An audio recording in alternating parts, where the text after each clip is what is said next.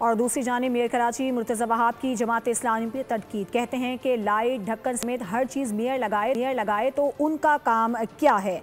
हम माहाना फ़ी यूसी 5 से 12 लाख देते हैं और फिर कहा जाता है कि हमें कुछ नहीं दिया जा रहा, काम हमारा होता है और तख्ती मुनम जफ़र साहब की लगा देते हैं।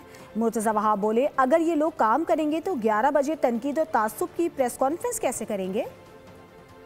टाउन्स की सड़कें ना गली मोहल्ले की, जिस पे वो टाउन काम नहीं करते, जहाँ ईमानदार लोग बसते हैं, वो लोग बसते हैं, वो बराजमान है।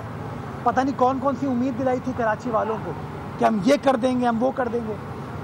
14 अरब रुपए रोड कटिंग के लेके हमारी बनाई हुई सड़कों को तबाह करके आज तक सड़कें नहीं बनाई। उन अंदरूनी गलियों के अंदर, चाहे वो न्यू कराची नॉर्थ कराची हो, चाहे लियाकताबाद नॉर्थ नाज़िमाबाद हो, वहाँ पर हम काम करें। और काम इस साल इंशाअल्लाह मैंने अपनी टीम को कहा है, दबंग होकर काम करो, धड़ल्ले के साथ काम करो। शहर काम मांगता है, शहर की आवाम काम डिजर्व करती है और हमें बहैसियत अवामी हुकूमत के ये साबित करना है कि इशू इख्तियारात का नहीं है।